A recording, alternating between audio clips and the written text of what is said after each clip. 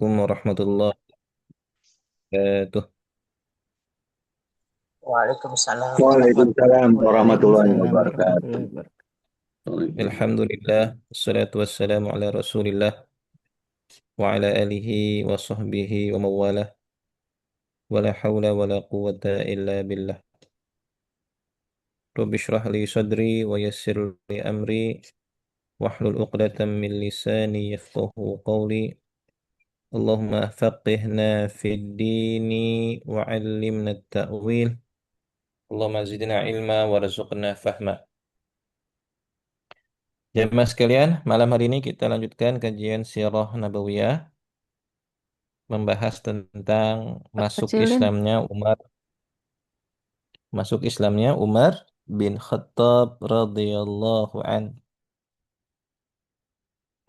Setelah kita kemarin bulan lalu membahas tentang Hamzah bin Abdul Muttalib, ya, paman Nabi yang juga masuk Islam.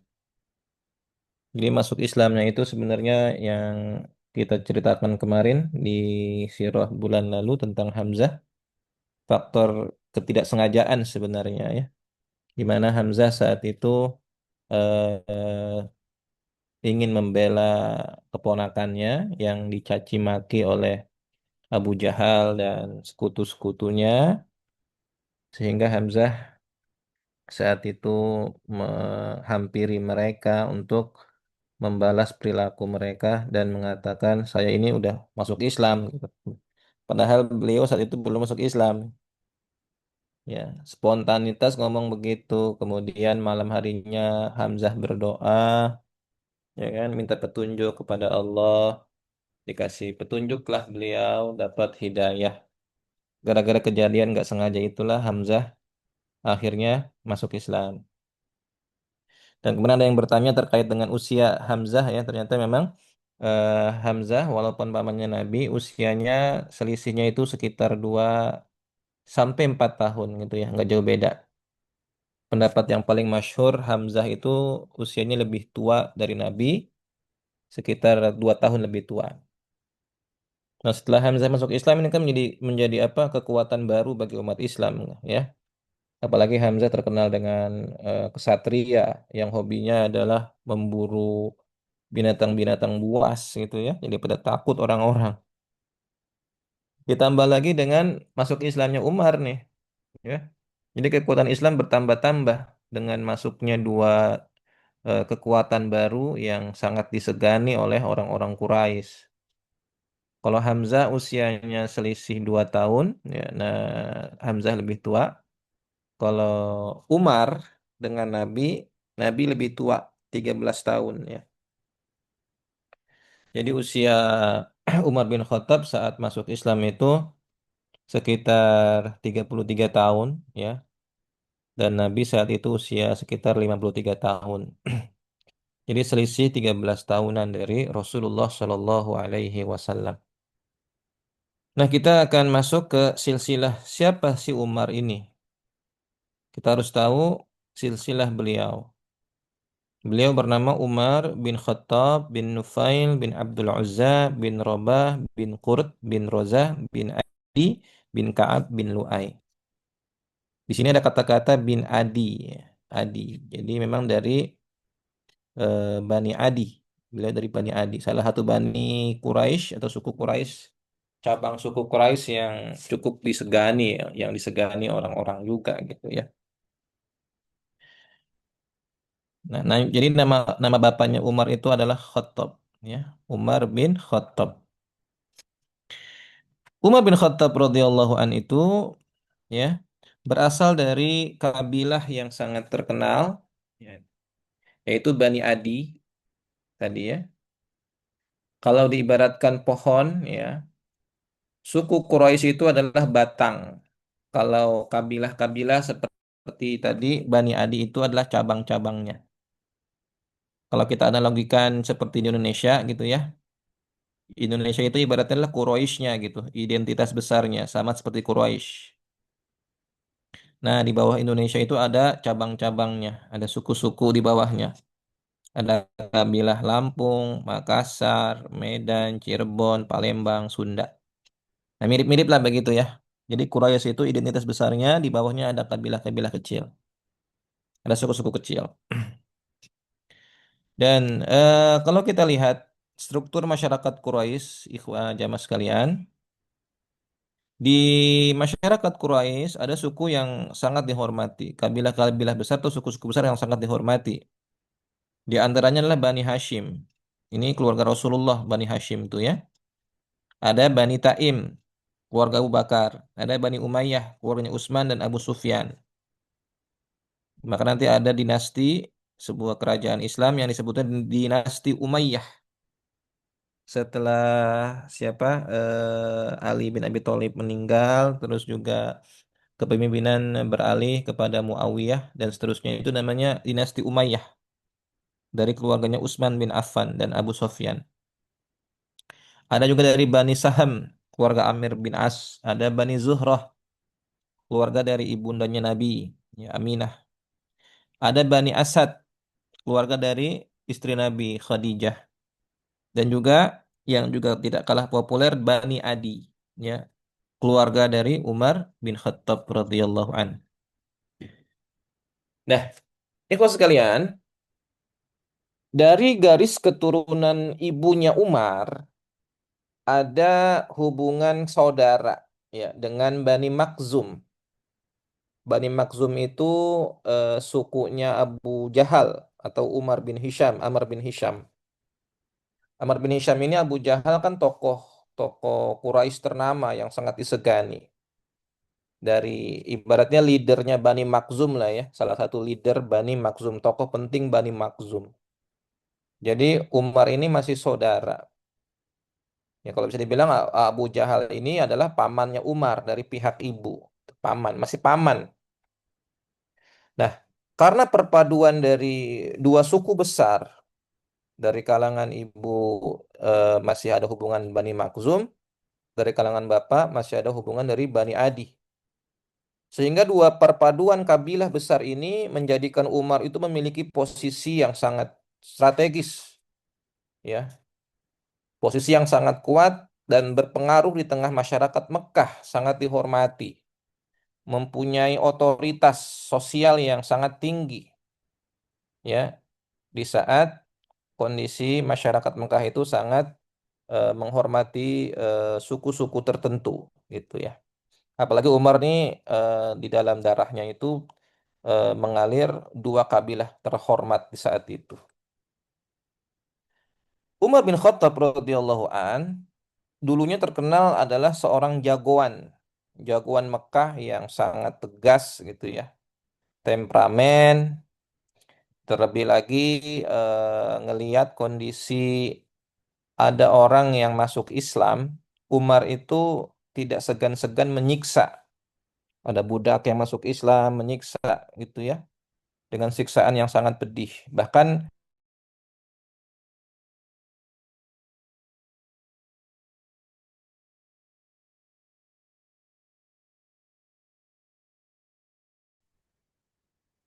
mati ya. Kenapa mati? Halo, apakah suara saya terdengar kembali? Oke. Ya, bagus, Ustaz, bagus. Jelas, jelas. Baik, baik. Jadi beliau itu punya sepupu ya, namanya Zaid. Nih, di sini nih. Zaid, kok nggak muncul sih? Nah, Zaid bin Amr bin Nufail, ya. Zaid ini sepupu Umar yang secara akidah dia menolak agama jahiliyah, menolak penyembahan berhala. Bagi dia itu adalah satu ajaran yang aneh. Dan Umar menganggap ini aib, aib keluarga nih si Zaid gitu, ya. Si Zaid ini udah beda sendiri gitu, membuat malu keluarga. Sehingga ketika ada orang yang mirip-mirip Zaid, wah Umar sangat benci gitu ya. Ketika ada orang yang menolak agama jahiliyah, menolak penyembahan berhala, paganisme, udah sentimen beliau, sangat sentimen. Walaupun sebenarnya secara nurani ada pergolakan batin Umar saat itu. Ya, Umar merasa apa ya, mempertahankan tradisi jahiliyah. Padahal beliau kan cerdas sebenarnya kan, orang cerdas gitu ya. Beliau antara mempertahankan tradisi usang jahiliyah gitu ya. Kemudian di sisi lain ada ajaran baru yang pengikutnya sangat tabah walaupun disiksa, ya bertubi-tubi, ya nggak pengaruh gitu ya, nggak goyang sama sekali gitu ya. Jadi Umar bin Khattab itu ya merasakan kegelisahan yang luar biasa, hatinya bergolak gitu ya. Dalam hatinya ada perlawanan antara meneruskan keyakinan masa lalu dia atau mulai tertarik dengan keagungan Islam karena ngelihat kok pengikut-pengikutnya pada tabah-tabah banget. Kalau emang ini nyimpang nggak mungkin mereka sekuat itu bisa bertahan gitu kan. Ada gejolak di dalam batin beliau. Ini kan cikal bakal hidayah kan begitu kan, pergolakan batin. Biasanya orang masuk Islam itu kan salah satu yang proses awal-awal sebelum bersyahadat ada pergolakan batin antara keyakinan lama dengan keyakinan yang baru gitu kan. Makanya hidayah itu bertahap, nggak bim salah bim ketemu Nabi langsung masuk Islam, bim salah bim apa dengar Quran langsung masuk Islam. Kalau kalau Umar bin Khattab itu mendapat hidayahnya bertahap. Ada sebagian yang masuk Islam langsung, ya saat mendengar Quran langsung nerima gitu ya. Langsung to the point, langsung fast respon cepat gitu. Kalau Umar bin Khattab beda gitu ya. Saat Nabi menyampaikan dakwah pertama kali, Umar nggak langsung menerima. Beda dengan As-Sabiqun al-Awwalun, perintis dakwah pertama. Seperti Utsman, Zubair gitu ya. Itu kondisinya sangat luar biasa ketika menerima atau mendengarkan Nabi berdakwah, ya langsung diterima secara totalitas dan fast respon cepat gitu. Kalau Umar melewati masa jahiliyah yang cukup panjang gitu ya.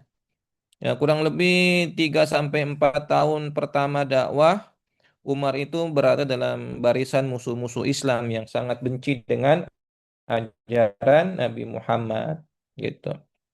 Makanya proses masuk Islamnya Umar tuh bertahap gitu. Nggak ketemu Nabi langsung beriman, nggak. Ada yang langsung beriman, ada yang nunggu lama, ada yang bahkan baru masuk Islamnya belakangan setelah Fathu Mekah, macam-macam. Namanya hidayah kan hak prerogatif Allah kan. Ya hak mutlaknya Allah Subhanahu wa taala.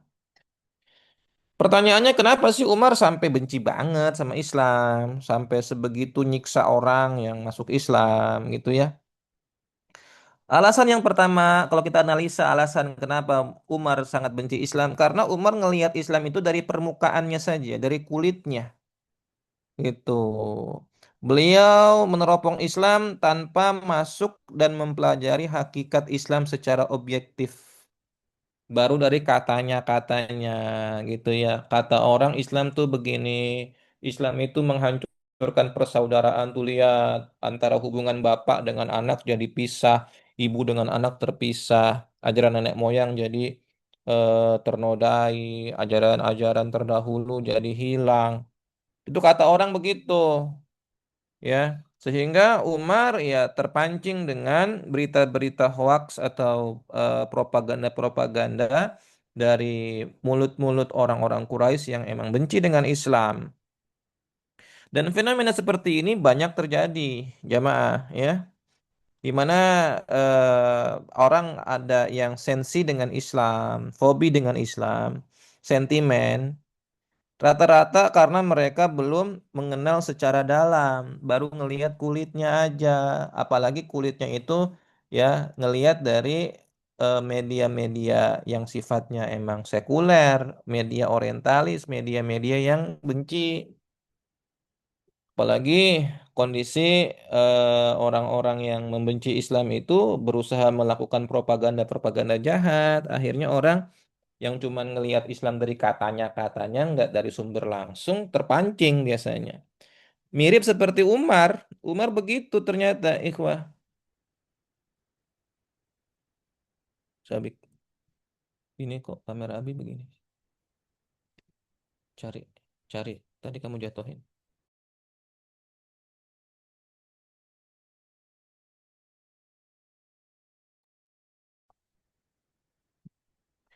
Oke.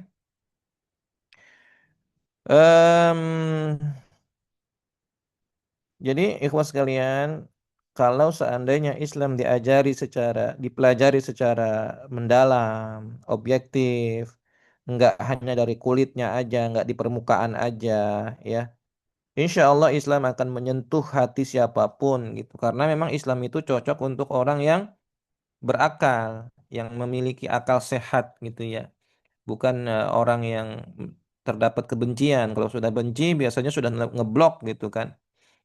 Makanya ketika orang yang awalnya benci Islam tapi saat itu kemudian belajar lebih dalam, lebih dalam, lebih deep lagi, akhirnya banyak yang masuk Islam. Persis seperti Umar bin Khattab. Kemudian Umar juga memandang saat itu kehadiran Islam itu sebagai ancaman, ya, yang bikin tatanan sosial jadi rusak, memecah belah tradisi nenek moyang. Ya, niat Umar sebenarnya kalau kita lihat dari sisi humanismenya ya niat niat Umar saat itu baik niatnya. Kenapa? Ingin jaga keharmonisan tradisi leluhur gitu.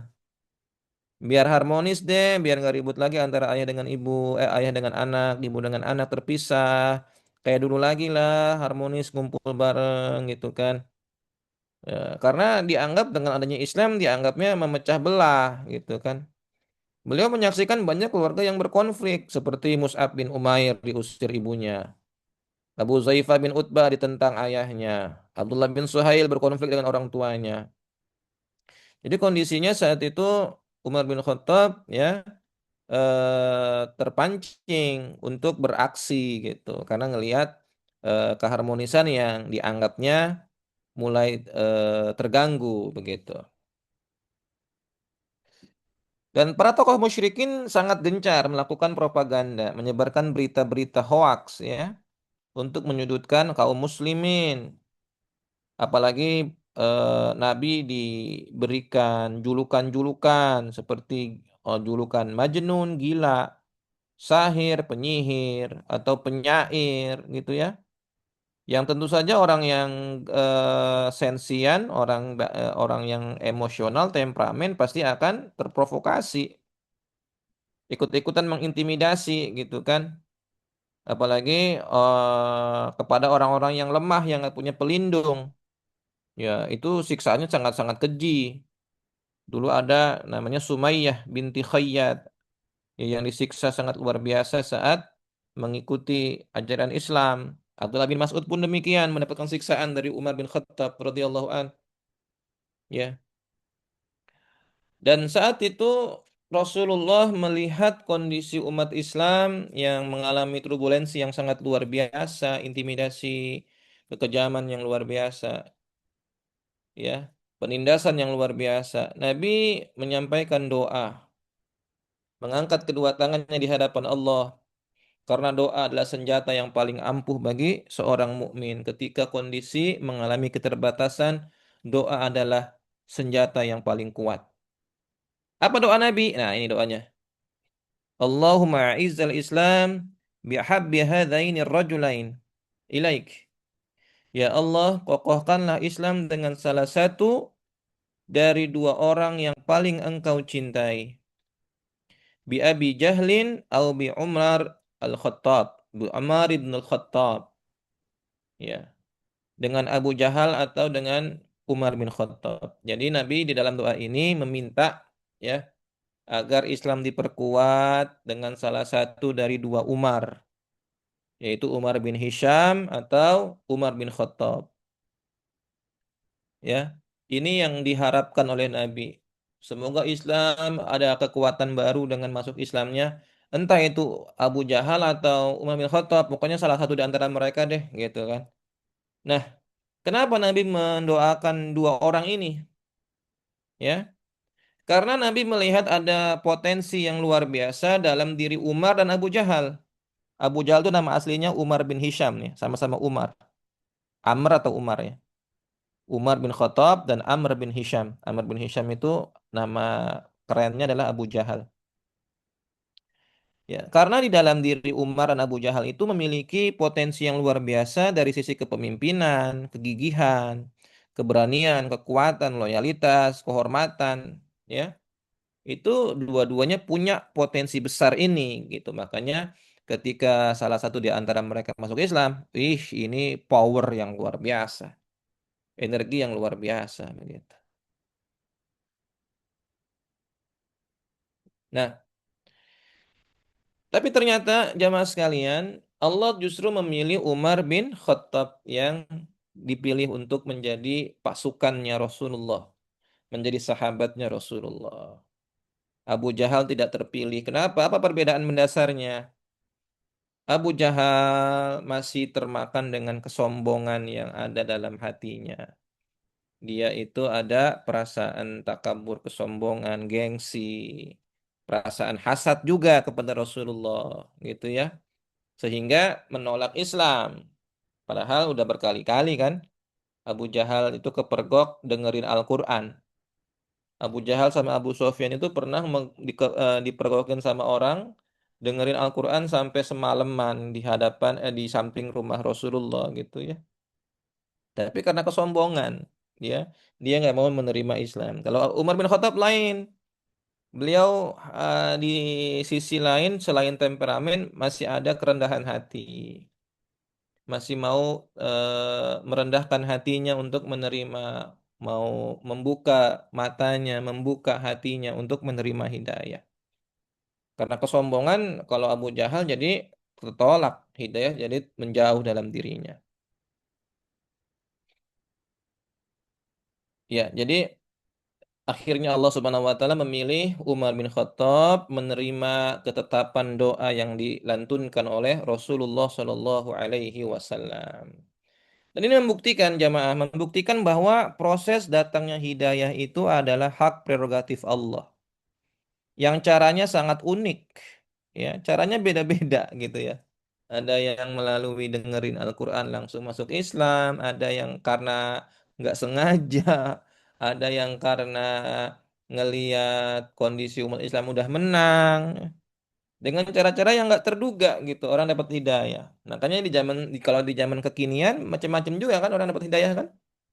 Dapat hidayah gara-gara apa namanya kenal sama satu tongkrongan tertentu. Ada yang dapat hidayah gara-gara apa? Gara-gara nggak sengaja nonton sholat di Masjidil Haram. Cuman gara-gara dia nggak sengaja pindah-pindah channel, tiba-tiba menyaksikan pelaksanaan sholat di Masjidil Haram. Mereka yang nonton itu bingung kok bisa serapih itu, orang cuman hitungan detik ya tanpa ada komando, ini masing-masing saling tidak kenal tapi kok bisa serapih itu, kok bisa, apa yang membuat mereka jadi serapih itu gitu. Jadi apa cara orang dapat hidayah ternyata beda-beda. Sebagaimana Umar gitu, caranya unik banget gitu ya. Nah, kita akan mulai masuk kisah hidayahnya Umar bin Khattab radhiyallahu an. Semua bermula dari puncak kebencian Umar gitu ya. Saat itu Umar sangat benci dengan Rasulullah Shallallahu Alaihi Wasallam. Kebenciannya sangat memuncak luar biasa, jamaah sekalian. Ya, jadi eh awal hidayahnya Umar bin Khattab itu bermula dari ini dia.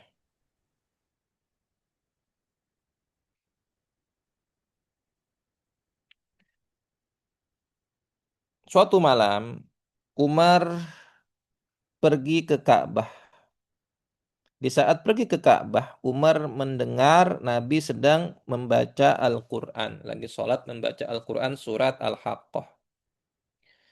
Saat membaca surat Al-Haqqah, Umar saat itu dalam hatinya merasa takjub dengan Al-Quran. Sampai-sampai dalam hati ya. Dia nggak ngomong, nggak kedengeran loh. Umar nggak ngomong, cuman dalam hatinya bergumam.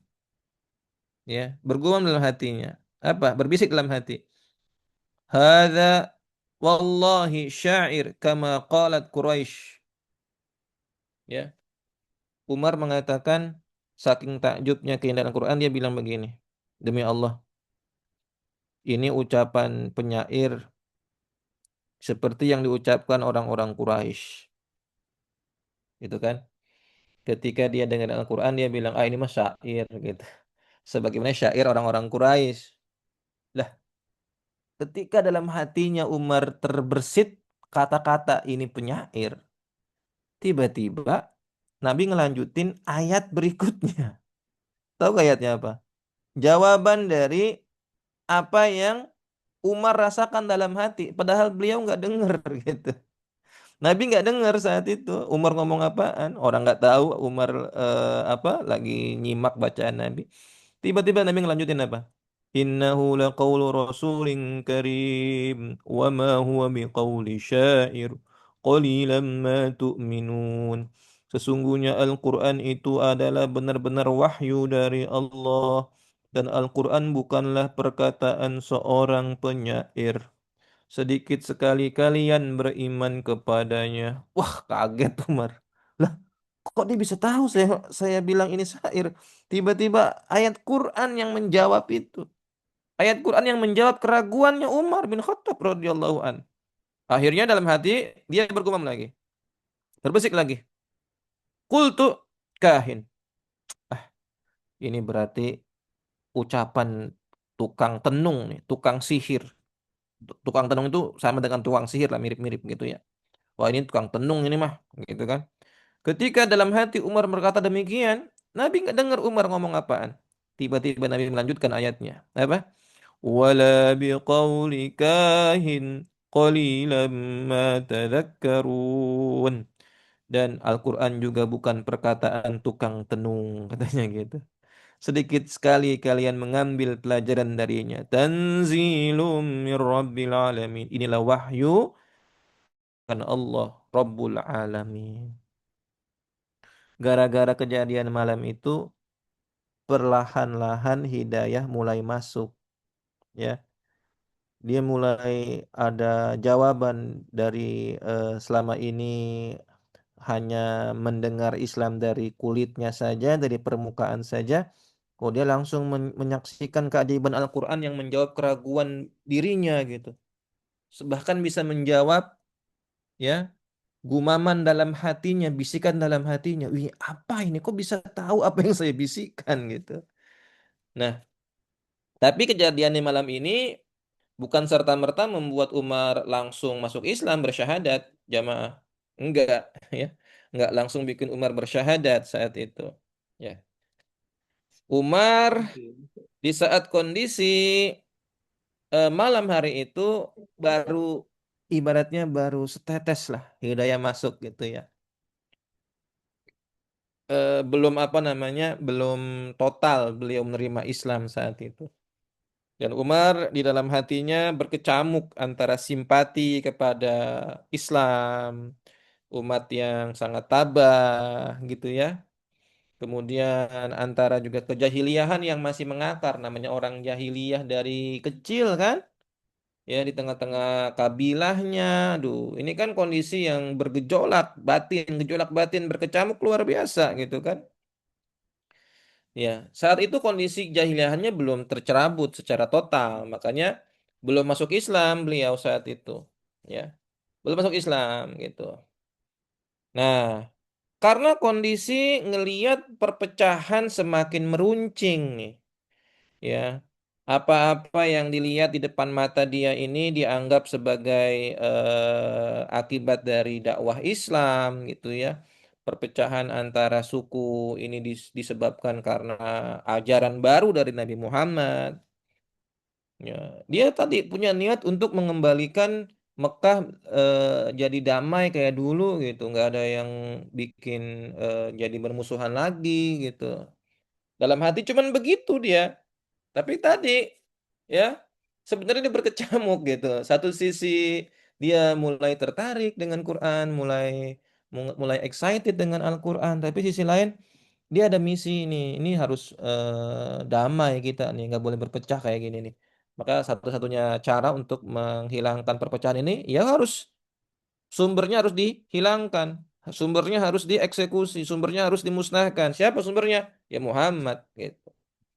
Jadi dia berniat untuk apa? Membunuh Nabi Muhammad SAW. Justru niatnya beliau untuk membunuh Nabi inilah yang menjadi sumber hidayah bagi beliau.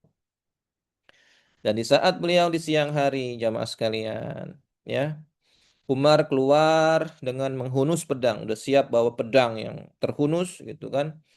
Apalagi siang hari, jamaah. Kalau bagi bangsa Arab, orang keluar rumah siang hari bawa pedang ini bukan hal yang biasa, gitu ya. Berarti ada sesuatu yang sangat super super urgent, gitu kan. Nah, ini berarti orang-orang menganggapnya ini Umar lagi marah banget gitu. Karena Umar tuh dikenal sebagai orang yang apa ya, nggak bisa menyembunyikan ekspresi. Beliau sangat ekspresif orangnya, sangat jujur dengan ekspresinya. Apa yang tampak dalam wajahnya itu, ya itulah yang dalam hati beliau, gitu ya. Berbeda dengan karakter beberapa orang yang kadang-kadang bisa menyembunyikan kemarahan di balik senyumannya. Muka tersenyum tapi hatinya itu dendam, hatinya itu marah. Umar nggak bisa. Beliau jujur. Ekspresinya marah berarti hatinya marah gitu. Nah, ketika Umar bin Khattab sudah mulai menyiapkan pedangnya untuk membunuh Nabi Muhammad di tengah jalan Umar bin Khattab bertemu sosok bernama Naim bin Abdul Rahim. Naim ini salah satu orang yang udah masuk Islam ya, salah satunya ya. Dialah yang mencegah Umar ya, bertanya kepada Umar, ngelihat Umar kondisi kayaknya lagi marah besar gitu ya. Dia bertanya, "Kamu siang-siang bawa pedang mau kemana?" gitu. "Mau kemana? Mau kemana engkau, wahai Umar?" Tanpa ada babi bu gitu ya, Umar mengatakan, "Aku ingin mencari Muhammad, aku akan membunuh dia. Aku akan bunuh dia." Wow, mukanya Umar saking marahnya gitu ya. Pokoknya dengan suara yang menggelegar, bikin Naim langsung kaget. Langsung terkejut dia. Ya, dia tahu ini resikonya gede banget. Ya, kalau Umar sampai nekat membunuh Muhammad, ini bisa perang suku. Apalagi bangsa Arab saat itu, walaupun ya ini beda agama, beda keyakinan, tapi mereka sangat memegang teguh bagaimana melindungi anggota suku mereka. Ya, kesepakatan antar suku tuh nggak boleh dilanggar. Ya, antara urusan keluarga masing-masing gitu ya, itu benar-benar dijaga martabat keluarga gitu. Jadi ada kesepakatan di antar suku untuk masing-masing mengurus urusan keluarganya, urusan sukunya, ya, demi mengantisipasi perang antar suku yang berkecamuk gitu. Akhirnya Naim bilang begini kepada Umar. Emang itu kapan bilangnya? Ya, Naim mengatakan begini, "Hei Umar, sebaiknya jangan ngurusin keluarga lain deh," gitu. Jangan mengurusi keluarga orang lain. Maksudnya Muhammad itu kan Bani Hashim dari pihak suku yang berbeda gitu ya. Ya, kalau engkau membunuh Muhammad itu sama aja engkau mengibarkan perang kepada Bani Hashim. Ya, Umar saat itu lagi emosi sebenarnya, udah lagi kondisinya lagi marah banget gitu ya. Dia itu seperti tidak apa nggak peduli lah walaupun katakanlah ancamannya nanti Bani Hashim bakal nuntut balas, dia siap dihukum mati nggak apa-apa. Walau ya yang penting Muhammad mati gitu ya. Dia dia siap dan dia nekat siap mati demi membunuh Muhammad begitu. Akhirnya Naim bilang begini sama Umar gitu ya. "Hei Umar, mengapa engkau tidak mengurus keluargamu?" Ya.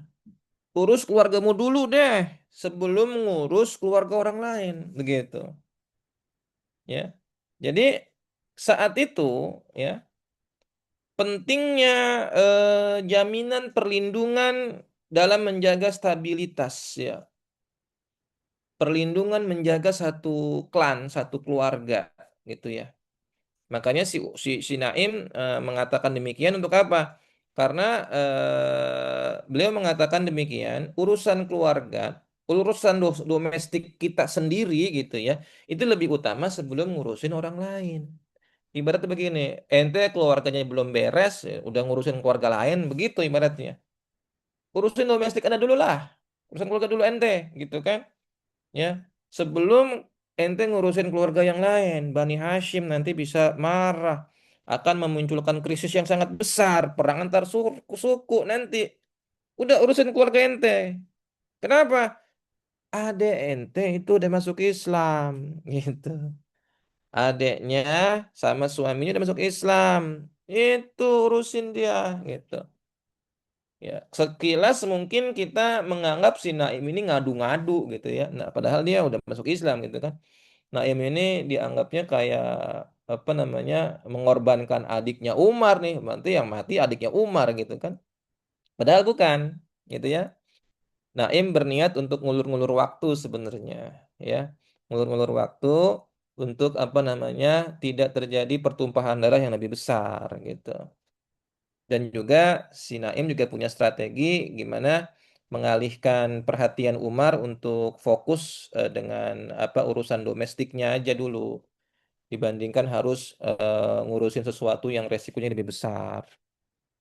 Akhirnya gara-gara dapat informasi adiknya Umar sudah masuk Islam, ya, Umar langsung belok arah. Tadi pengen ke rumah Nabi, akhirnya belok arah menuju rumah adiknya. Pada saat di dekat rumah adiknya sudah mulai mendekat, mendekat, mendekat, ya, dia dengar dari luar rumah. Di dalam rumahnya adiknya itu, Fatimah binti Khattab, gitu ya, ada lagi dengar suara bacaan Al-Quran, gitu. Mereka lagi ibaratnya lagi ngabar sama kayak kita nih, lagi ngabar, ngaji bareng, tahsin. Tahsin surat Toha, surat ke-20. Ada ustadznya namanya Khabbab bin Al-Arad. Khabbab itu guru mereka yang ngajarin tahsin.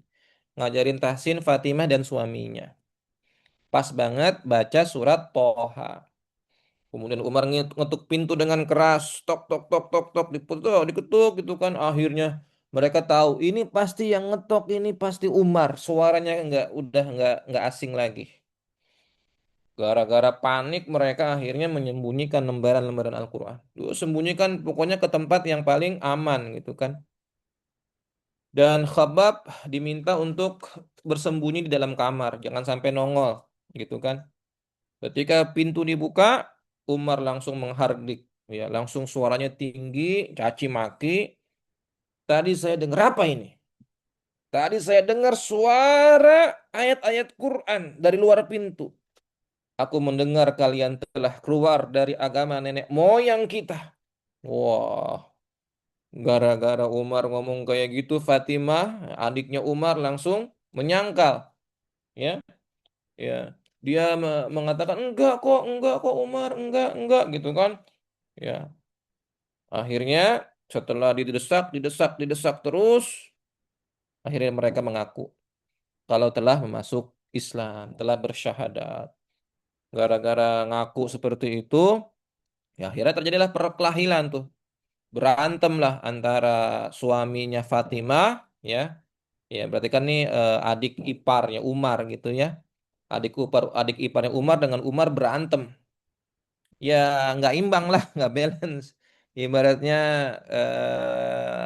Habib Nurmagomedov versus Ustadz Usnet gitu kan, Usnet lawan Habib Nurmagomedov kan nggak balance tuh kan, nggak imbang. David and Goliath gitu aja Ustaz. Bisa aja Ustadz. Iya, nggak imbang gitu kan. Menangan Ustaz, Akhirnya, main kelereng. iya, Main kelereng menangan Umar, Ustaz. wah, karena kalah gede, kalah kuat gitu kan. Akhirnya si Fatimah misahin dong, ya kan, berusaha merelai. Pada saat berusaha misahin, wah, ditampar si Fatimah, ya. Ketika ditampar, adiknya berdarah-darah sampai terjatuh, terjengkang begitulah. Nah, ikhwas kalian, ternyata ada kontradiktif di dalam diri Umar bin Khattab. Satu sisi temperamen, tapi di sisi lain beliau punya sifat lembut. Di hati yang paling dalam itu sebenarnya beliau punya sifat nggak tegaan. ya, ya, bagaimana kerasnya beliau, ketegasannya. Ternyata beliau punya dua sisi kepribadian yang sangat kontra, gitu ya. Sisi lain emosional, tapi sisi lain beliau punya hati yang sangat lembut, bahkan mudah menangis. Ya, kalau kita lihat dalam sejarah Umar bin Khattab saking mudah menangisnya di dalam wajahnya itu di wajahnya apa ya tersisa dua garis hitam di pipi gara-gara sering nangis. Bayangin tuh. Umar bin Khattab yang setegas itu tapi di sisi lain punya hati selembut sampai gampang nangis kalau baca Al-Quran. Ya, makanya Umar sebenarnya kurang berbakat menjadi panglima perang saat itu. Kenapa? Orangnya nggak tegaan. Ya, makanya kan yang jadi panglima perang kan Khalid bin Walid yang nggak pernah kalah gitu kan. Beliau hanya menjadi seorang Amirul Mukminin yang memimpin para sahabat-sahabat yang mulia yang lain. Ya, saking apa ya, saking lembutnya hati beliau gitu ya. Nah, ketika Umar bin Khattab melihat adiknya berdarah-darah, kemudian terjatuh, lambat laun emosi Umar semakin mereda. Ada perasaan nyesel, udah nonjok adiknya, udah mulai tenang. Lama-lama, pas lagi tenang, udah nggak marah lagi, Umar matanya ya fokus ke satu titik. Lah, itu apa itu? Itu apa itu? Oh, ternyata ya nongol sedikit tuh mushaf. Mushaf yang tergulung yang habis dipakai untuk belajar tahsin kelihatan sama Umar. Umar pengen ngambil. Fatimah bilang, nggak boleh Umar, jangan, jangan kakak. Ini suci, nggak boleh disentuh oleh orang yang najis.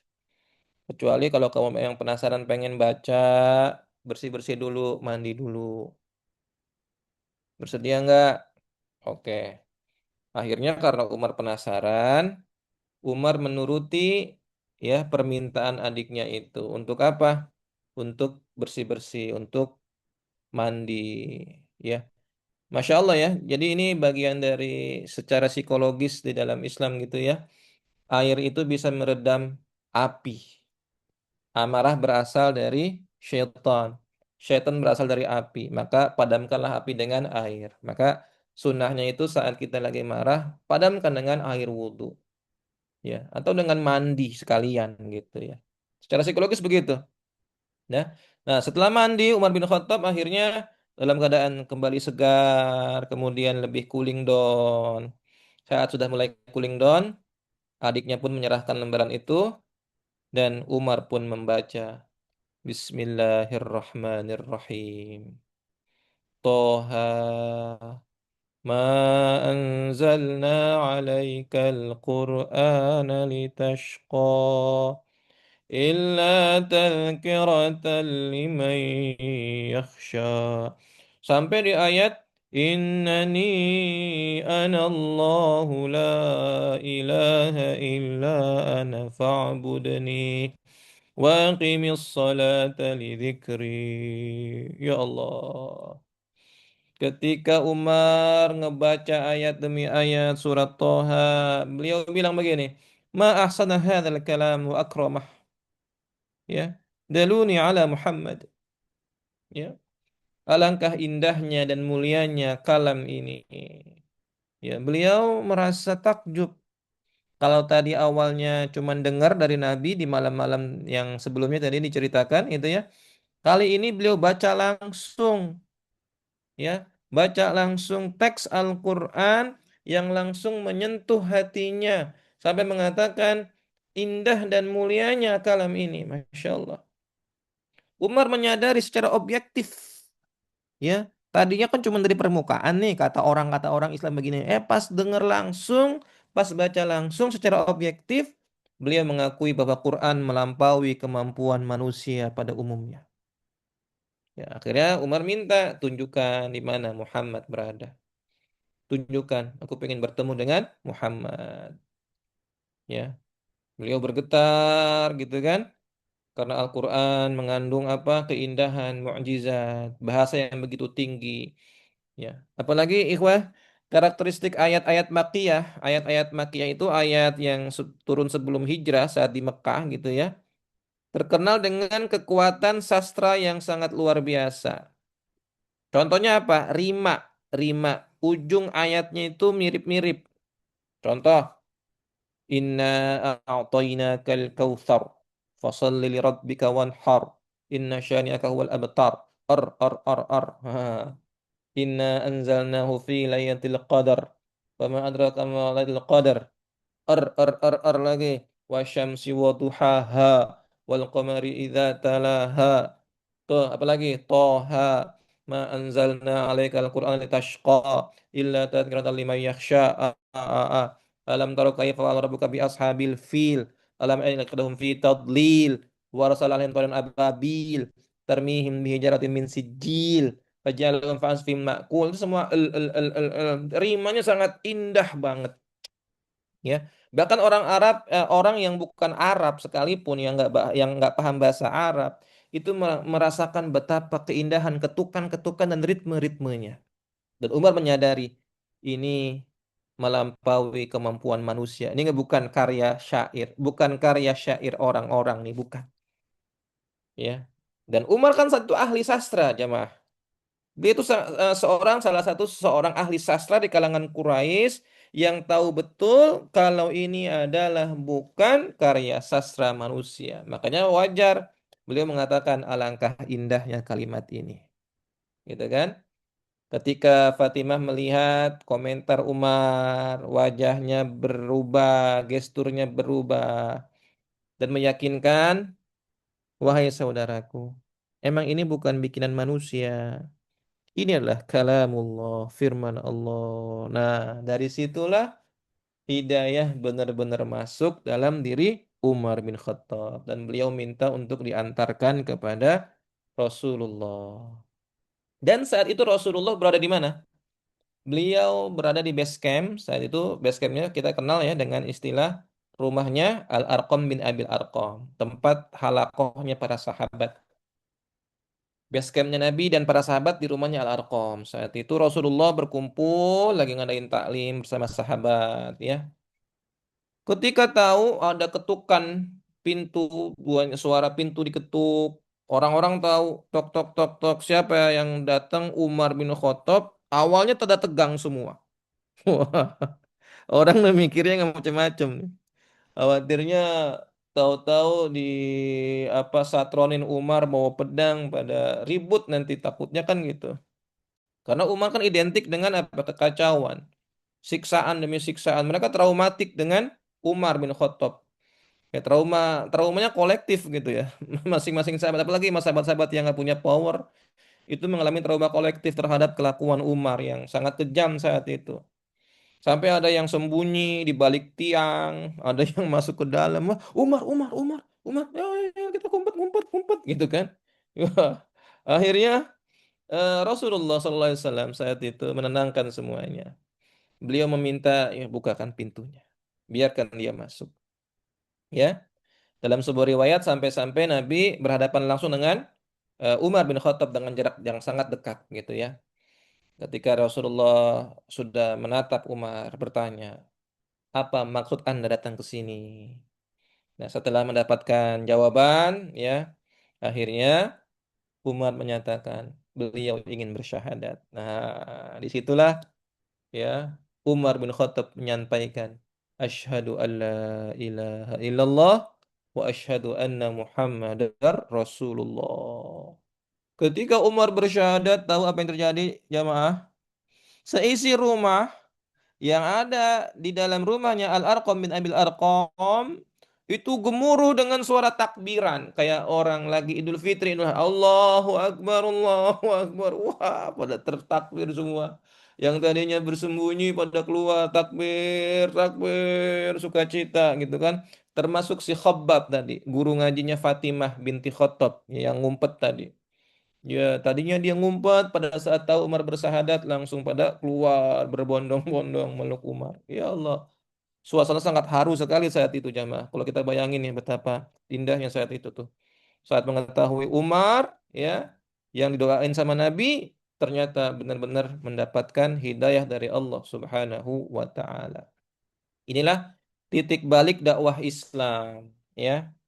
Yang mana sebelum Umar bin Khattab masuk Islam, kondisi kaum muslimin ibadah sembunyi-sembunyi karena ditindas benar-benar dengan jahat oleh tokoh-tokoh Quraisy ya. Ketika Umar bin Khattab hadir masuk Islam, ternyata keadaan berubah. Bahkan sosok Abdullah bin Mas'ud yang nggak punya pelindung saat itu gitu ya, beliau mengatakan bahwa nggak pernah berani ya sholat di depan Ka'bah terang-terangan. Ya, di saat apa? Sebelum Umar masuk Islam, mereka nggak ada yang berani sholat di depan Ka'bah terang-terangan. Maka setelah masuk Islam, ya Islamnya Umar adalah kemenangan bagi para sahabat saat itu. Walaupun ini belum kemenangan total ya, masih kemenangan awal lah gitu ya. Disampaikan dalam riwayat Tabrani ya dari Ibnu Mas'ud radhiyallahu an, beliau berkata, Islamnya Umar adalah sebuah kemenangan besar, sedangkan hijrahnya adalah keuntungan. Kepemimpinannya adalah rahmat. Saya telah melihat sendiri bagaimana kami tidak mampu melakukan salat di Baitullah sebelum Umar menyatakan keislamannya. Tatkala Umar masuk Islam, dia menyatakan perang kepada mereka sehingga mereka membiarkan kami melakukan sholat dengan sangat bebas. Tuh, ya Allah, ya. Ketika Umar masuk Islam, semua merasa ada backupnya secara power gitu ya. Dan di saat Umar masuk Islam, beliau mendatangi Abu Jahal dan tokoh-tokoh Quraisy untuk memproklamasikan keislamannya, mengiklankan, mengumumkan keislamannya di khalayak ramai, gitu kan? Ya. Dan terjadi apa? Nah, ini beliau sengaja ya melapor kepada sosok bernama Jamil bin Ma'mar. Jamil bin Ma'mar ini ibaratnya jurnalisnya Quraisy lah. Kalau ada berita apa si Jamil ini yang nyebarin ke masyarakat khalayak ramai. Makanya sengaja Umar manggil si Jamil ini biar apa? Biar berita dia masuk Islam tersebar langsung di tengah-tengah masyarakat, biar cepat nyebar, biar pada tahu semuanya. Ya, biar pada tahu kalau saya udah masuk Islam, tolong kabarin ke semua orang-orang di Quraisy di sini. Akhirnya apa yang terjadi jamaah? Ketika Umar terang-terangan masuk Islam, dikeroyok beliau. Ya, masa dari Quraisy mengeroyok beliau, menyergap Umar, bahkan bertarung dari kapan? Dari pagi, ya, nih, dari pagi sampai kapan? Sampai matahari tepat di atas kepala, alias sampai jam 12 siang. Bayangin. Sendirian ngadapin ratusan orang, ya. Sendirian beliau ngadapin keroyokan dari orang-orang Quraisy. Dan di saat kondisi beliau dikeroyok, ya, beliau dengan gagahnya bersumpah, ya, dalam kondisi menghadapi keroyokan orang-orang Quraisy, beliau bersumpah begini, sumpah sang kesatria. Apa sumpahnya Umar? Lakukanlah sesuka kalian, wahai orang-orang Quraisy. Wallahi demi Allah. Seandainya kami berjumlah 300 orang, niscaya akan kami habisi kalian atau kalian yang menghabisi kami. Ini bukan sumpah sembarang sumpah jemaah. Sumpah beliau ini menunjukkan apa? Visi yang sangat panjang, ya, visi yang sangat besar bahwa kelak Islam akan menjadi kekuatan dominan di Mekah saat itu. Sampai-sampai beliau berani bersumpah, seandainya kami berjumlah 300 orang alias ketika kami bertambah banyak kali kami akan menghabisi kalian. Kami akan menjadi kekuatan besar yang akan mendominasi kalian. Itu sumpahnya sang kesatria yang luar biasa. Nah, di saat Umar dikeroyok seperti itu, jamaah sekalian, ada sosok bernama ini Al-As bin Wa'il. Al-As bin Wa'il ini dari Bani Saham. Bani Saham ini adalah sekutu dari Bani Adi. Bani Adi kan keluarga Umar. Nah, keluarga Umar ini, sukunya Umar ini, ya punya hubungan kekerabatan dengan Bani Saham. Nah, tokohnya namanya Al-As bin Wa'il. Dia datang misahin, itu ya. Misahin untuk berhenti, ya. Jangan sampai kalian menyentuh Umar. Kalau sampai Umar disentuh, kalian menghadapi kami. Oh, gitu, ya. Bayangin, padahal mereka si Al-As bin Wail ini belum masuk Islam gitu ya. Tapi tadi karena memang faktor sukuisme yang sangat luar biasa, mereka saling melindungi. Apalagi ada ikatan ya, ada sebuah deklarasi gitu ya. Ya, sebuah perjanjian saling melindungi. Akhirnya apa? Ya, dengan datangnya si Al-As ya, mereka akhirnya bubar gitu kan. Karena takut akhirnya takut apa? Terjadi pertumpahan darah yang lebih besar gitu kan. Maka dari sinilah akhirnya Umar berhasil mengusir dengan sedikit intervensi dari salah satu tokoh dari Bani Saham. Dan jamaah sekalian, tidak di masa Umar masuk Islam, ternyata terjadi satu peristiwa yang sangat menarik yaitu Long March. Nah, kita sering sering ya kalau ada aksi-aksi namanya Long March. Ternyata dalam Islam itu ada Long March. Long March pertama dalam Islam, ya. Ini menunjukkan merepresentasikan kekuatan fisik dan keberanian, ya, yang akan melindungi dakwah Islam. Dan Long March ini terjadi ya di masa Umar bin Khattab setelah beliau masuk Islam. Diabadikan dalam sebuah hadis, ya. Nah, ada yang bertanya, wahai Umar, kenapa ente dikasih julukan Al-Faruq gitu? Ada yang penasaran, siapa sih yang ngasih nama Al-Faruq dan dari kapan? Beliau cerita, jadi gini ceritanya. Hamzah lebih dulu masuk Islam daripada aku selang 3 hari. Ya, kemudian Umar mengisahkan proses masuk Islamnya beliau. Nah, pada bagian akhir Umar bilang begini, setelah dia masuk Islam, Umar berkata kepada Nabi, ya Rasul, bukankah kita ini berada di atas kebenaran, baik mati ataupun hidup? Nabi menjawab, iya benar, kita berada di atas kebenaran, ya, baik hidup maupun mati. Sampai bersumpah Nabi. Terus kalau emang kita di atas kebenaran ngapain sembunyi-sembunyi? Gitu kata Umar, ya. Ya. Dengan yang mengutus engkau dalam kebenaran lebih baik kita keluar, kata Umar bin Khattab. Nggak usah sembunyi-sembunyi lagi, terang-terangan aja. Akhirnya karena Umar ngomong kayak gitu, apa? Nabi membuat 2 barisan, ya. 2 barisan. Barisan satu di depannya adalah Umar, barisan yang satu di depannya adalah Hamzah bin Abdul Muttalib. Gitu jemaah. Ya. Akhirnya 2 baris ini melakukan long march. Ya, dari satu titik ke Masjidil Haram. Wah, berbondong-bondong. Ini belum peristiwa pembebasan Mekah nih. Ini baru awal-awal nih. Belum hijrah juga gitu kan. Ya, Umar mengatakan ketika kita long march gitu ya. Bahasa bahasa kerennya kan long march gitu ya. Ya, beliau melihat ada rona kesedihan membayang pada diri orang-orang Quraisy gitu yang nggak pernah dilihat sebelum-sebelum ini. Jadi orang Quraisy ngelihat orang Islam pada berbondong-bondong gitu ya, long march, jalan ke Ka'bah gitu tanpa ada rasa takut, mereka menjadi gusar, gelisah gitu kan. Nah, sejak saat itu Nabi menjuluki Umar bin Khattab sebagai Al-Faruq. Ya. Apa Al-Faruq itu? Sebagai batasan pembeda antara kebenaran Islam dan kebatilan jahiliyah. Sejak saat itu Umar dijuluki sebagai Al-Faruq. Kurang lebih ilustrasinya seperti ini ya. Bagaimana kaum muslimin ya yang 2 baris, satu dipimpin Umar, satu dipimpin Hamzah bin Abdul Muttalib.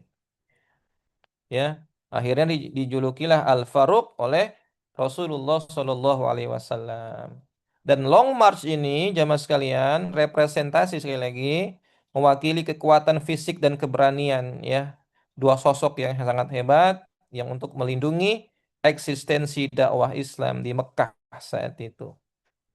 Nah, sekarang kita sebagai closing berbicara bagaimana keutamaan Umar bin Khattab. Beberapa hadis meriwayatkan ya Umar bin Khattab itu sangat ditakuti syaitan. Sampai-sampai Nabi bersabda, wahai Ibnu Khattab, demi zat yang jiwaku ada di tangannya, tidaklah syaitan bertemu denganmu di satu jalan, melainkan si setan itu bakal nyari jalan lain.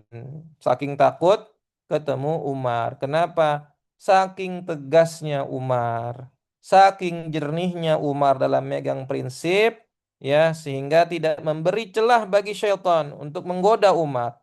Jadi syaitan nggak bisa menggoda Umar dan sangat takut dengan Umar bin Khattab gitu ya. Di hadis yang lain Nabi mengatakan, tatkala saya tidur saya mimpi minum susu hingga saya melihat dalam mimpiku air mengalir dari kuku-kukuku. Lalu saya meminumkan air itu kepada Umar. Dari kuku Nabi itu dari mimpinya diminumkan kepada Umar. Sahabat bertanya, apa maksud mimpi itu ya Rasulullah? Maksudnya adalah Umar bakal dikasih ilmu gitu. Masya Allah. Kemudian apa lagi keutamaan Umar? Ya, di saat beliau mimpi, Nabi mimpi, ya, kulihat orang-orang ditampakkan kepadaku. Mereka memakai baju, ada yang sebatas dada dan ada yang di bawah itu. Ditampakkan kepadaku Umar. Dia memakai baju yang sangat panjang dan menyeretnya. Para sahabat bertanya, apa takwilnya ya Rasulullah? Ya, maksudnya adalah Umar mendapatkan, ya, agama. Maksudnya kemampuan menjalankan agama. Subhanallah. Ya, dibandingkan yang lain. Kemudian apa lagi? Di antara umat-umat sebelum kamu ada orang-orang yang muhaddas. Muhaddas itu orang yang dapat ilham. Kalau nabi kan dapat wahyu. Kalau non nabi itu ilham namanya. Orang muhaddas. Nah, jika orang tersebut ada pada umatku, yang dapat ilham itu adalah Umar bin Khattab. Nah, sampai Nabi memastikan Umar adalah orang yang muhaddas yang dapat ilham. Bahkan Umar bin Khattab mengatakan begini. Pendapatku itu sesuai dengan kehendak Allah dalam tiga hal.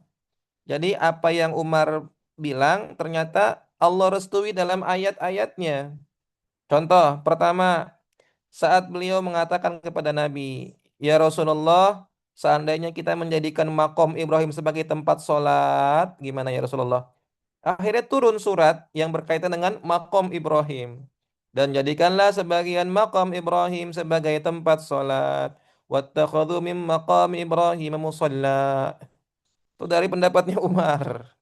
Yang kedua, saya katakan kepada ya Rasulullah, ya Rasulullah, orang yang baik dan buruk perangainya itu masuk ke dalam rumah-rumah istrimu. Alangkah baiknya jika kau perintahkan mereka untuk berhijab. Gara-gara Umar ngomong kayak gini, apa? Turun ayat tentang hijab. Yang ketiga, para istri Rasulullah berkumpul karena dilandasi rasa cemburu. Maka saya katakan, semoga Allah menceraikan kalian semua, hei wanita-wanita, dan dia menggantinya dengan istri-istri yang lain yang lebih baik dari kalian. Nah, gara-gara omongan Umar, turun ayat berkaitan dengan peristiwa ini. Nah, makanya Umar dijuluki sebagai apa? Muhaddats, ya. Orang yang mendapatkan ilham. Yang kesucian hati beliau, kejernihan pikiran beliau bisa selaras dengan kehendak Allah, bahkan dengan firman-firmannya itu sesuai banget dengan apa yang disampaikan Umar bin Khattab radhiyallahu anhu. Hikmah pelajaran dari semua ini jamaah sekalian. Yang pertama, ya, dakwah itu untuk semua orang, ya. Nggak terbatas hanya untuk kelompok atau kaum tertentu. Bahkan dakwah juga diperuntukkan untuk orang yang mungkin menyakiti dan merangi dakwah. Ya, mereka tetap berhak didakwahi, walaupun mereka memusuhi dakwah, mereka berhak mendapatkan dakwah, mendapatkan pelajaran Islam. Barangkali Allah berkehendak menunjuki mereka pada akhirnya. Karena kita nggak tahu bagaimana nasib akhir seseorang kan. Sebagaimana Umar bin Khattab, nggak ada yang nyangka. Dan banyak kisah-kisah kan. Ada orang yang membuat film yang sifatnya adalah merendahkan Nabi. Salah satu produsernya masuk Islam ujung-ujungnya. Ada yang kayak gitu, jamaah. Makanya kita tidak sepatutnya, kita sebagai seorang pendakwah misalkan ya, merasa lebih baik dari orang yang didakwahkan. Gitu ya. Kita yang masuk Islam duluan, merasa lebih baik dari orang yang baru masuk Islam gitu. Ya. Walaupun mungkin awal-awalnya mereka lebih buruk perilakunya, ya, perlakuannya jahat kepada Islam. Ya, kita nggak tahu bagaimana nasib seseorang di masa yang akan datang. Boleh jadi orang yang buruk di masa lalu bisa menjadi orang yang terbaik di masa yang akan datang. Sebagaimana hadis Rasulullah SAW. Ini hadisnya. Fakhiyarukum fil jahiliyah, khiyarukum fil Islam. Ya. Orang yang dulunya di jahiliyah orang yang terhormat, di dalam Islam dia juga menjadi orang yang terhormat jika mereka orang yang paham. Jadi kita tidak boleh menjustifikasi, ya, menjudgment seseorang nasibnya seperti apa. Kenapa? Ya, karena kita nggak tahu masa depan seseorang akan seperti apa. Dan kita nggak boleh merasa lebih baik dibandingkan orang-orang yang mungkin saat ini berlaku buruk. Kemudian tiap pribadi dan karakter memiliki tempat dalam dakwah.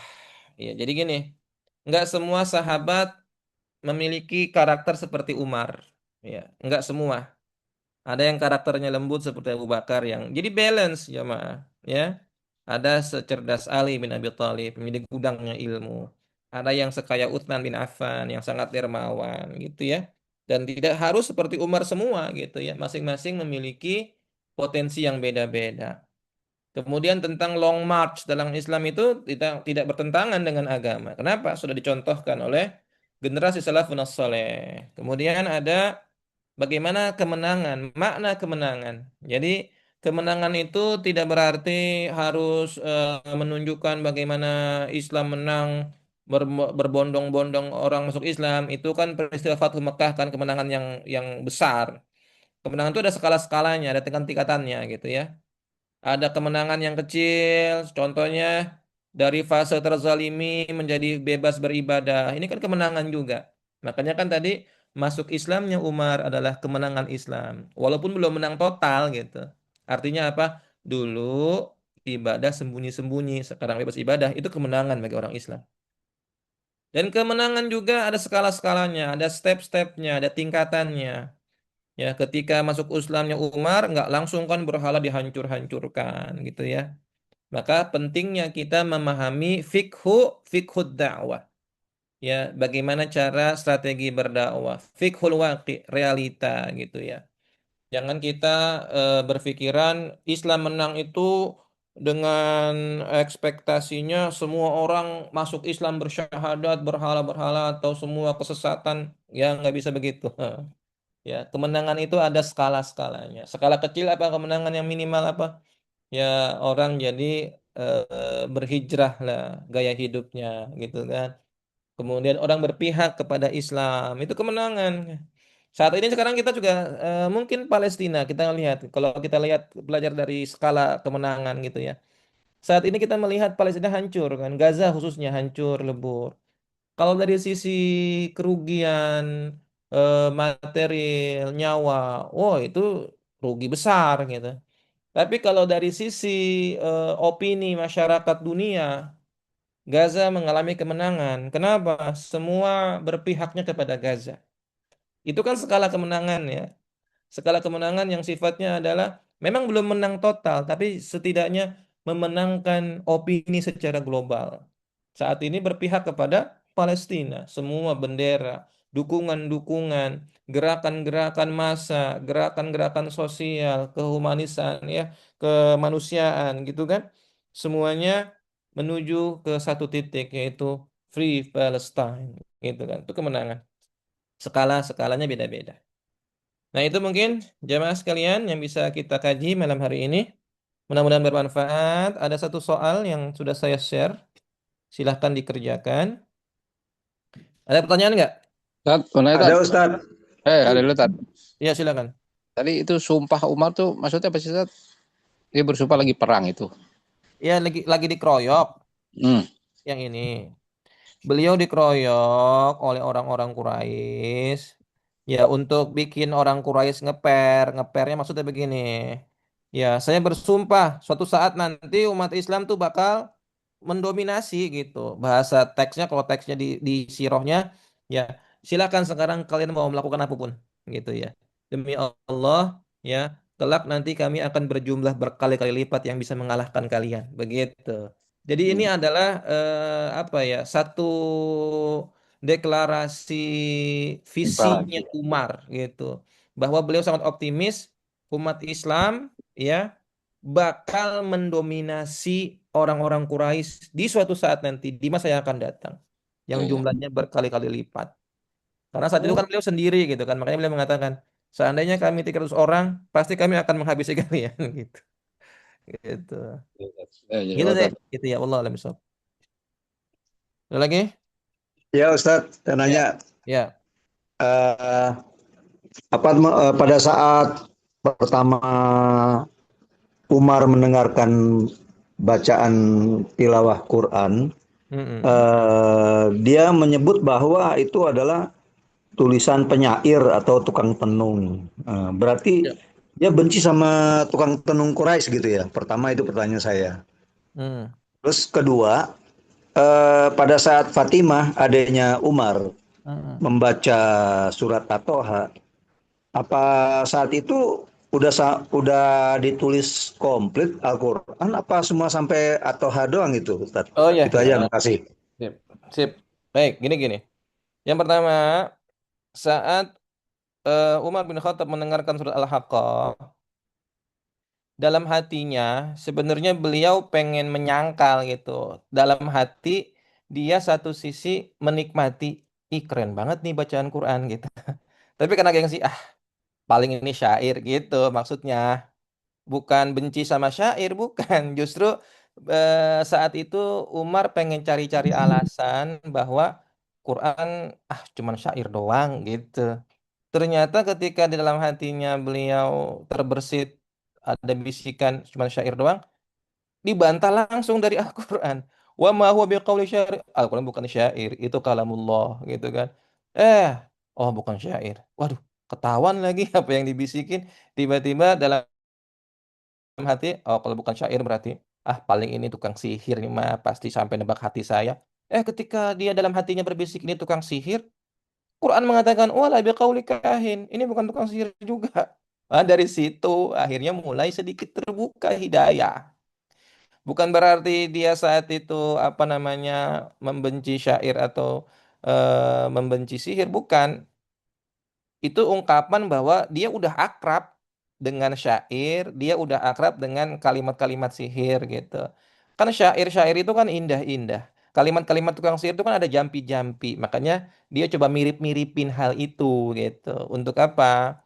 Untuk menyangkal apa nurani dia yang sebenarnya menikmati Al-Qur'an. Dan penyangkalannya itu langsung dibantah sendiri oleh Al-Qur'an. Makanya ini cikal bakal hidayah yang mulai terbuka sedikit pintu hidayah. Kemudian terkait dengan surat Toha. Jadi di masa Mekah tentu saja Quran belum lengkap dong. Quran lengkap itu kan 23 tahun saat Nabi hijrah ke Madinah ya, kan 13 di Mekah, 13 tahun di Mekah, 10 tahun di Madinah. Selama 23 tahun baru lengkap. Berarti saat beliau masih di Mekah, kondisi Quran belum lengkap. Dan saat itu makanya mushaf yang dipegang sama Fatimah binti Khattab, adiknya Umar, itu baru lembaran, belum mushaf. Makanya kan di zaman Nabi, Quran bentuknya itu lembaran-lembaran yang terpisah-pisah. Masing-masing sahabat itu punya koleksi lembaran yang beda-beda.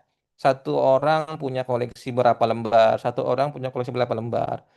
Dan macam-macam medianya, ada yang pakai gulungan kulit, ada yang pakai tulang, ada yang pakai batu-batu, ada yang cuma dihafal gitu. Jadi semuanya memiliki koleksi bacaan yang tentunya berbeda-beda gitu. Tapi sejak zaman Nabi, Quran sudah ditulis karena beliau punya tim sekretaris yang tugasnya nyebarin tadi berupa lembaran-lembaran. Ada yang mau nyatet, silahkan di copy gitu. Begitu, Pak. Baik, Jelas syukuran ya? Ustaz. Apaan? Cukup? Ada lagi? Ya, tadinya ini pengen membahas tentang hijrah karena momentumnya pas banget hijrah. Tapi masih jauh ya, nanti kita bahas pas waktunya aja, nggak apa-apa. Silahkan jamaah kalau nggak ada lagi kita cukupkan sampai di sini. Masih ada tugas mengisi kuis untuk review. Insya Allah yang menyimak saya yakin bisa menjawab dengan baik ya. Mohon nanti yang sudah menjawab dikirimkan laporannya ke grup. Silakan dibuka kameranya, 1, 2, 3.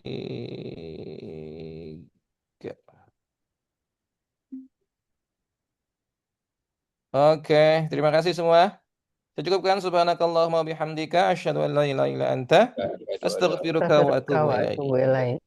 Assalamualaikum semuanya. Terima kasih ya. Waalaikumsalam Waalaikumsalam warahmatullahi wabarakatuh. Wabarakatuh. Sampai jumpa.